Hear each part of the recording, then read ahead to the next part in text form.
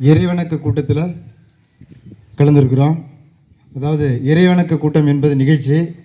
இதில் கலந்து கொண்டதில் கிடைத்திருக்கு மகிழ்ச்சி. இந்த மாணவர்கள் அனைவரும் சீருடையில் இருப்பது சிறந்த பள்ளி என்பதற்கு சாட்சி. எனவே இங்கு பணியாற்றுகின்ற எனது பாசத்திற்குரிய ஆசிரியர் சான்றோர்களே, அன்புக்கினிய மாணவ செல்வங்களே, உங்கள் அனைவருக்கும் காலை வணக்கம். கல்வித்துறையோட இணக்கம் உங்களிடத்தில் இல்லவே இல்லை சுணக்கம். அப்படி இருந்தால் அது இனிக்கும். சரிண்ணா? எனவே மாணவ செல்வங்களாகிய நீங்கள் பள்ளிக்கு சந்தோஷமாக வந்திருக்கிறீங்க. அதுவும் கால நேரத்தில் நீங்கள் அமர்ந்து படிப்பதை பார்த்தேன், ரொம்ப மகிழ்ச்சி. அதாவது தலைமை ஆசிரியர் கேட்டால் நீங்கள் எப்போ இந்த ஸ்கூலுக்கு வந்தீங்கன்னு சொல்லி, அவர் இப்போ இந்த ஆண்டு தான் ஒரு 7 மாதம் ஆகுதுன்னு சொன்னார்.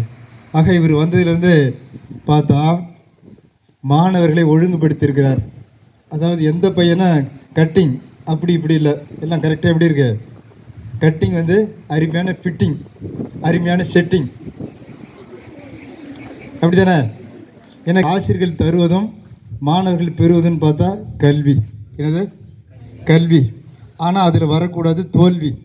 வந்துட்டால் நாங்கள்லாம் கேட்போம் கேள்வி. என்ன அர்த்தம்? ஏன் ஃபெயிலுன்னு கேட்போம். அதனால் இங்கே உள்ள மாணவர்கள் அனைத்து நபர்களும் அதிகப்படியான மதிப்பெண்களுடன் தேர்ச்சி பெறணும். அதுதான் எங்களுடைய ஆசை, அதுதான் உங்களுடைய ஆசை, அதுதான் இந்த பெற்றோருடைய ஆசை. எல்லாத்துக்குமே இருக்குது ஆசை. சரிதானா? ஆசையை நிறைவேற்றலாமா வேண்டாமா? கண்டிப்பாக நிறைவேற்றணும். சரிதானா? உங்களை இங்கே பெற்றோர்கள் இங்கே ஸ்கூலுக்கு அனுப்பிட்டு அவங்க என்ன பண்ணுவாங்க? அவங்க ஜாலியாக வீட்டில் இருப்பாங்களா? கஷ்டத்தை தேடி அவங்க போகிறாங்க. வீட்டில் போய் வீட்டில் சும்மா இருப்பதில்லை, உங்களை அனுப்பிட்டு அதுக்கப்புறம் அவங்க வேலைக்கு போயிடுவாங்க. ஏதாவது ஒரு வேலை எப்படியாவது செஞ்சு இந்த குடும்ப வருமானத்துக்காக கஷ்டப்பட்டு வெயில்லையும் மழையிலையும் என்ன பண்ணுவாங்க? கஷ்டப்பட்டு உழைக்கிறாங்க. அப்படி தானே? ஆனால் அவங்க இருக்கிறது வெளியில், ஆனால் நீ இருக்கிறது உள்ள. நீ இருக்கிறது உள்ள. இங்கே வந்து உனக்கு என்னென்ன வசதி பண்ணிருக்கான்? ஸ்கூலுக்கு வந்துட்டு உனக்கு என்னென்ன வசதி பண்ணிருக்கான்? உட்கார்றதுக்கு பெஞ்சு, எழுதுறதுக்கு டெஸ்க்கு, அப்புறம் ஃப்ரீயாக உட்கார்றதுக்கு இறுக்கமாக இருக்கக்கூடாதுன்னு சொல்லி உனக்கு ஃபேன் வசதி. இப்படி எல்லா வசதியும் போட்டு உன்னை உட்கார வச்சுருக்கோம். சரிதானா? அதை கடந்து உனக்கு தரப்படுவது எது? கல்வி. கல்வியை நீ சிறப்பாக பெறணும்னு சொல்லி தமிழக அரசு என்னென்ன பண்ணிகிட்ருக்கு? Book, note, uniform, chappal, bag, cycle, geometry box, scholarship, அப்புறம் இந்த அட்லஸ் மேப்பு, பெற்றோர்கள் இறந்துட்டு அவங்களுக்கு கல்வி உதவித்தொகை, இப்படி பல்வேறு திட்டம். இதெல்லாம் யார் கொடுக்குறது? நாங்கள் படித்த காலத்தில் நாங்கள்லாம் அரசு பள்ளியில் தான் படித்தோம். தலைமை ஆசிரியர் சொன்னார், அரசு பள்ளியில் படித்தாலும் இதே மாதிரி கம்பீரமாக நிற்கலாம். சரிதானா? அதுக்கு இது ஒரு சான்று. இத்தனை திட்டங்களும் இல்லாத காலத்தில் நாங்கள்லாம் படித்தவர்கள். உங்கள் தலைமை ஆசிரியர், நாங்கள் ஆசிரியர்களாக புக்கு நோட்லாம் கிடைக்காது. புக்குக்காக என்ன பண்ணுவோம் தெரியுமா? கடையிலையும் கிடைக்காது. ஸ்கூலில் ஏதோ 1-2 புக்கு தான் கொடுப்பாங்க. அது காலாண்டுக்கு அப்புறம் 2 புக்கு கொடுப்பாங்க. அரையாண்டு டயத்தில் ஒரு 2 புக்கு கொடுப்பாங்க. அவ்வளோதான். அதை வச்சுட்டு என்றைக்கு படித்து என்றைக்கு பாஸ் பண்ணுறது? அப்படிப்பட்ட காலகட்டத்தில் நாங்கள்லாம் படித்தோம். ஆனால் புக்கு கிடைக்காது. என்ன பண்ணணும்னு சொன்னால், முன்னாடியே ஒரு வருஷத்துக்கு முன்னாடியே சொல்லி வைப்போம். எப்படி? உன் புக்கை கொடுன்னு. சரின்னு சொல்லிருப்பான். அப்புறம் அவன் கேட்பான், எப்படி? அரை வேலைம்பா, அதுக்கும் ஊம்பான். முக்க வேலைம்பா, அதுக்கும் ஊம்பான். முழு வேலைம்பா, அதுக்கும் ஊம்பான். ஏன்னா புக்கு கிடைக்காத வாங்கி தான் நாங்கள்லாம் படித்தோம். இப்படி தானே சார்? அதில் பார்த்தீங்கன்னா முன்னாடி இப்படிப்பட்ட புக்கை கொடுப்பான். அதுக்கு மேலே ஒரு சட்டையை போட்டு அட்டை மாரி வச்சுட்டு பத்திரமா வச்சு படித்தோம். புக்கு நோட்டுலாம் நாங்களே வாங்கி படித்தோம். அப்போல்லாம் ஆசிரியர் வந்து நோட்டு கிடைக்காது. நோட்டு கிடைச்சாலும் கையில் பெற்றோருக்கு பணம் கிடைக்காது வாங்கி தர்றதுக்கு. இன்றைக்கி நோட்டு கேட்டால் இன்னும் 4 நாள் கழித்து வாங்கி தருவாங்க பெற்றோர்கள். அப்போ அந்த வாத்தியார் எழுதலன்னு சொன்னால் என்ன பண்ணுவார்? 2 அடிப்பார். என்னது? அதை வாங்கியிருக்கோம். அப்புறம் திட்டுவார், அதை வாங்கியிருக்கோம். அப்புறம் என்ன பண்ணுவார்? பெஞ்சு மேலே ஏறி நில்லும்பார், அதை நின்றுருக்கோம். அப்புறம் பார்த்தா பள்ளிக்கூடத்துக்கு கிளாஸ் ரூமுக்கு வெளியே நில்லும்பார், அதெல்லாம் நின்றுருக்கோம். அப்படிலாம் நின்று தான் என்ன பண்ணிருக்கோம்? படிச்சிருக்கிறோம். ஆனால் இப்போ உங்களுக்கு தரப்படுவது ஸ்கூலுக்கு நுழைஞ்ச உடனே, பள்ளிக்கூடம் திறந்த உடனே முதல் முறையாக கொடுப்பது புக்கு. சரிதானா? புக்கு, அப்புறம் நோட்டு, அப்புறம் யூனிஃபார்ம் கொடுத்துட்றாங்க. முதல் முறையாக உங்களுக்கு உள்ளே நுழைஞ்ச உடனே கொடுக்குறது எது? புக்கு. ஏன் அது புக்கு கொடுக்குறாங்க? முதல்ல கொடுப்பது புக்கு. அதை படித்தா உனக்கு கிடைக்கும் லக்கு. நீ படிக்காமல் ஆகிடக்கூடாது மக்கு.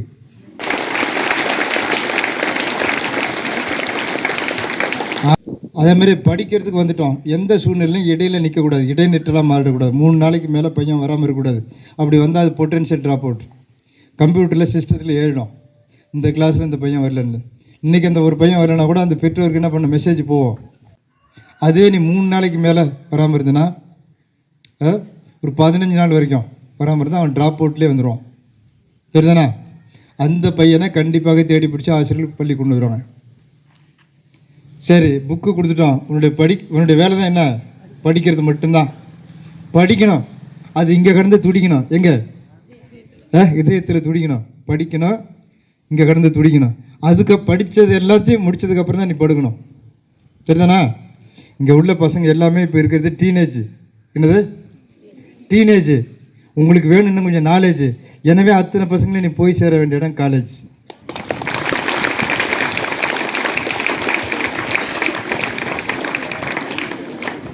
எங்கே காலேஜுக்கு போயிடாமல் விட்டுருவோ, பணம் கிடைக்காமல் போயிடுமா, வழிகாட்டல் இல்லாமல் போயிடுமான்னு சொல்லி ஒவ்வொரு ஸ்கூல்லையும் 2 ஆசிரியர்கள் நியமனம் பண்ணி கேரியர் கைடன்ஸ் ஒரு நிகழ்ச்சியை நடத்த சொல்கிறோம். அவங்க வழிகாட்டியாக இருப்பாங்க. 10th அப்புறம் இதை படிக்கலாம், +2 அப்புறம் என்ன படிக்கலாம், இன்னும் கோர்ஸ் படிக்கலாம், இன்னும் காலேஜில் படிக்கலாம், இன்னும் ஊரில் படிக்கலாம் அப்படிங்கிறத உங்களுக்கு கைட் பண்ணுவாங்க. சரிதானே? ஆக எந்த ஒரு பையனும் என்ன பண்ணக்கூடாது, காலேஜுக்கு போகாமல் இருக்கக்கூடாது.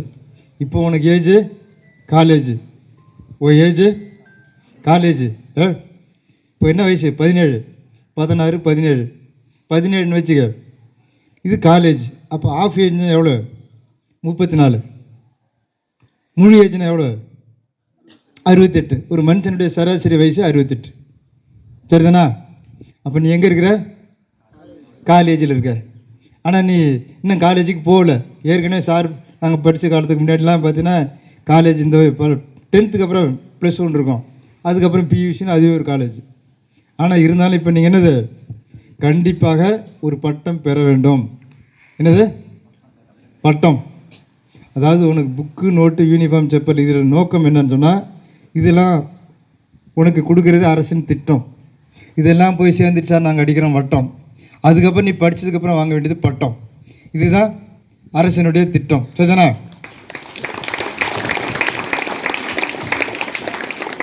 அதாவது கற்க அதுவரையில் ஒத்த காலில் நிற்க. என்னது? கற்க. ஆமாம், வீட்டில் சொல்லுவாங்க அந்த வேலை இருக்குது, இந்த வேலை இருக்குது. பொம்பளை பிள்ளைங்களா ஒரு நல்ல இடம் வந்துடுச்சு, என்ன பண்ணிடலாம், என்ன பண்ணிடலாம், திரும்ப திரும்ப கேட்டுக்கிட்டே இருக்காங்க, என்ன பண்ணிடலாம், நான் வயிற்றில் நெருப்பு கட்டி வச்சுருக்கேன், சீக்கிரமாக என்ன பண்ணிடலாம், என்ன பண்ணிடலாம், திருமணத்தை பண்ணி கொடுத்துடலான்னு சொல்லுவாங்க. அப்படி பண்ண அது ரைட்டா? ரைட்டா? கவர்மெண்ட்டே ஆயிடும் டைட்டா. ஏன்னா உங்களுக்கு அவங்களுக்கு அப்புறம் ஆயிடும் பைட்டா. 18 வயசுக்குள்ளே கண்டிப்பாக மேரேஜ் பண்ணக்கூடாது. இதுதான் அரசினுடைய திட்டம். 18 வயது வரைக்கும் உள்ளவர்கள் அனைவரும் குழந்தை. 18 வயசுக்கு முன்னாடி மேரேஜ் பண்ணுனா 10, 9, 8ங்கிற தகவலுக்கு நம்பருக்கு ஃபோன் பண்ண சொல்லியிருக்காங்க. இது எந்த ஊரில் அதிகப்படியாக இந்த குழந்தை திருமணம் நடக்குதோ அந்த ஊர்லலாம் ஒரு குழு அமைச்சிருக்காங்க. கொஞ்சம் பேச்சுவார்த்தை எடுத்தாலே செய்தி அவங்களுக்கு போயிடும். அவங்க போலீஸ் தரப்பில் கலெக்டருக்கு இன்ஃபார்ம் பண்ணிவிடுவாங்க. முன்னாடியே தடுத்து நிறுத்திடுவாங்க, நடத்தக்கூடாது, குழந்தை திருமணம் நடத்தக்கூடாது, 18 வயசுக்கு அப்புறம் தான் பண்ணணும்னு சொல்லி. எனவே நீங்கள் எல்லாம் என்ன பண்ணணும், கண்டிப்பாக சொந்த காலில் நிற்கணும். அதுக்கப்புறம் தான் பந்த காலுக்கே போகணும். சரிதானா? கற்க கசடற, அது ஒரு பக்கம். கற்க சொந்த காலில் நிற்க. எப்படி? எது வரைக்கும் கற்கணும்? நீ படித்து ஒரு வேலைக்கு போக முடியும், நீ படித்து ஒரு தொழில் நடத்த முடியும், நீ படித்து சம்பாதிக்க முடியும் அப்படிங்கிற ஒரு சூழல் வர வரைக்கும் நீ படிக்கணும். சரிதானா? சரிதானா? ரைட், அதுதான் முக்கியம். அதனால் ஒவ்வொரு பையனும் ஒரு உயர்ந்த இடத்துல வேலைக்கு போகிறது ஒன்று தயார்படுத்திக்கணும். களத்தூர் அப்படி தானே? என்ன களத்தூர்? வா களத்தூர். உன்னை வான்னு கூப்பிட்டுருக்க களத்தூர். இது களம் உள்ள ஊர், களம் உள்ள ஊர். இங்கே தளம் இருக்கணும், ஆனால் இதையும் கடந்து உனக்கு வளம் இருக்கணும், அதையும் கடந்து உனக்கு இருக்க வேண்டியது நலம். என்னது? அதை பற்றி தான் பேசிகிட்டு இருக்கோம், உடல் நலம். அப்போனா உடல் நலம் ப்ளஸ் உள்ள நலம் 2 நலமும் இருந்துன்னா உனக்கு கிடைக்கும் கல்வி. மாதம் பிப்ரவரி மாதம். இதில் இன்னும் எத்தனை நாள் இருக்கு? இன்றைக்கி 11. 28 நாள் தான் அந்த மாதத்தில், இன்னும் எத்தனை நாள் தான் இருக்குது. ஆனால் உங்களுக்கு ஜனவரி பிப்ரவரி புத்தகத்தில் உள்ள வரி, ஒவ்வொரு வரியும் திரும்ப திரும்ப படிக்க வேண்டிய வரி. படிக்க வேண்டிய நேரம் இது, படுக்க வேண்டிய நேரம் இது, எழுந்திருக்க வேண்டிய நேரம் இது, எழுந்திரிச்ச நேரம் இது. இதை தெரிஞ்சுக்கணும், முதல்ல முடிவு பண்ணணும். இன்றைக்கி பண்ணிடலாமா? இரவு படிக்க வேண்டிய நேரம் அப் டு 10:30. என்னது, இன்னிலேருந்து ஒரு மாற்றம் வரணும், சரிதானா? முதல்ல நீ படிக்கணும், அது முதல்ல உங்கள் வீட்டில் உள்ளவங்களுக்கு பிடிக்கணும், இல்லைன்னா பிடிச்ச ஒன்று அடிக்கணும். சொல்லுங்கள், அப் டு 10:30. அதுக்கப்புறம் தான் நமக்கு வரணும் நித்திரை. எது வரைக்கும் படிக்கணும்னா அப் டு சித்திரை, சரிதானா? காலையில் எழுந்துச்சி எப்போ படிக்கலாம், எப்படி படிக்கலாம்? இல்லை, எத்தனை மணிக்கு எழுந்துச்சி படிக்கலாம்? 3 மணிக்கு எழுந்துச்சா முனிவர் ஆகலாம், 4 மணிக்கு எழுந்துச்சி படித்தா ஞானி ஆகலாம், 5 மணிக்கு எழுந்துச்சி படித்தா அறிவாளி ஆகலாம், 6 மணிக்கு எழுந்துச்சி படித்தா மனிதர் ஆகலாம், 7 மணிக்கு எழுந்துச்சி படித்தோம்னா எருமை ஆகலாம், சரிதானா? நாம் எப்படி ஆகலாம்னு இப்போ தெரிஞ்சிட்டா? அப்போ காலையில் குறைந்தபட்சம் 4-4:15 எழுந்திரிடணும். 4:30க்கு அப்புறம் நீ படிக்க ஆரம்பிச்சிடணும். ஃபேஸ் வாஷ் பண்ணிவிட்டு தண்ணி கிண்ணி குடிச்சிட்டு படிக்கணும். அப்படி படிச்சுன்னா உங்கள் வீட்டில் உன்னை பற்றி குறை சொல்லுவாங்களா? என் பிள்ளை தங்கம்னு சொல்லுவாங்களா? என் பிள்ளை உருவாக்குது பங்கம்னு சொல்லுவாங்களா? நீ தங்கமாக இருக்கணுமா பங்கமாக இருக்கணுமா? ஆனால் அந்த வீட்டில் சிங்கமாக இருக்கணும். சிங்கமாகிடக்கூடாது, சரிதானே? எப்படி இருக்கணும்? தங்கமாக இருக்கணும். எப்படி?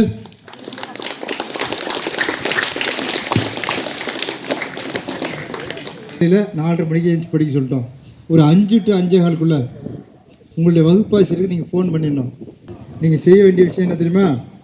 5 மணிலேருந்து 5:15 உங்களுடைய ஆசிரியருக்கு ஃபோன் பண்ணி, சார் நான் படிக்கிறேன், என்ன சப்ஜெக்ட் படிக்கிறேன்னு சொல்லிடணும். சொல்லலாமா?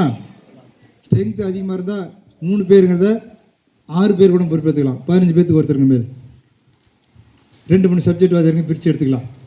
இந்த பசங்க படிக்க ஆரம்பிச்சிட்டாலே அந்த வீட்டில் நல்ல பேர் உங்களுக்கு முதல்ல கிடைச்சிடும். கொஞ்சம் கஷ்டம், ஆனால் நமக்கு வேண்டும் இஷ்டம்.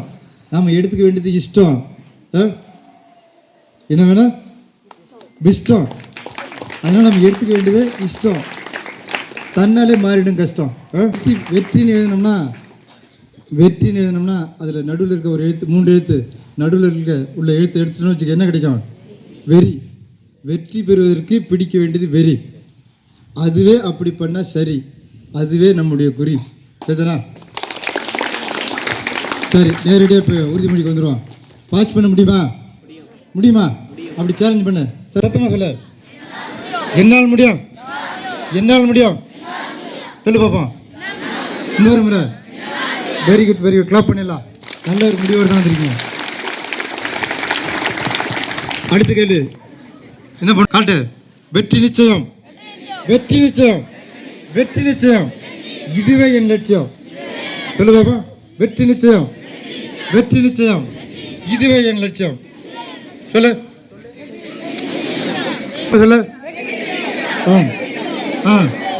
வெரி குட், ரொம்ப சந்தோஷம். 500 தொடுவேன். சொல்லு.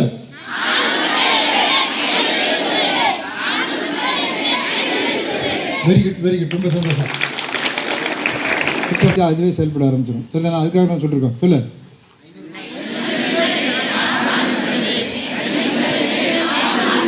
வெரி குட், ரொம்ப சந்தோஷம். நான் தான் தமிழ்நாட்டில் ஃபர்ஸ்ட் மார்க். நான் தான் தமிழ்நாட்டில் ஃபர்ஸ்ட் மார்க். நான் தான் தமிழ்நாட்டில் ஃபர்ஸ்ட் மார்க். சொல்லு பாப்பா. Very good. அதாவது படிக்க வேண்டியது அப் டு 10:30. அதுக்கப்புறம் தான் வரணும் நித்திரை. எது வரைக்கும் படிக்கணும்னா அப் டு சித்திரை. அப்படி படித்தா நீ தான் ஃபர்ஸ்ட் மார்க்னு குத்தலாம் ஒரு முத்திரை. வந்திருக்காரு. இவருடைய செய்திகள்லாம் ஃபேஸ்புக்லேயும் இதுலேயும் பார்த்துட்ருக்கேன். எனவே இவற்றையெல்லாம் பயன்படுத்தி கொண்டு இவர் நல்ல தலைமை சொல்கிறத விட நீங்கள் நல்ல மாணவர்களும் உயரணும் இன்னும் கொஞ்சம். ஏன்னா நல்ல ஒருத்தர் வந்திருக்காருன்னா பயன்படுத்திக்கணும். நீ இன்னொரு 10 வருஷம் கழிச்சு சார் உங்ககிட்ட படித்தேன் நான் ஒரு கலெக்டராக இருக்கேன் சார் அப்படின்னு சொன்னீங்கன்னா அவர் சந்தோஷப்படுவார். சார் உங்ககிட்ட படித்தேன் சார் நான் இன்றைக்கி ஒரு எஸ்பியாக இருக்கேன் சார் அப்படின்னு சொன்னால் சந்தோஷப்படுவார். சார் உங்ககிட்ட படித்தேன் சார் இன்றைக்கி நான் ஒரு மினிஸ்டராக இருக்கேன் சார்னு சொன்னால் சந்தோஷப்படுவார். இவர் மட்டும் இல்லை, இவங்க எல்லாமே சந்தோஷப்படுவாங்க. அப்படி தானே? நன்றி, வணக்கம்.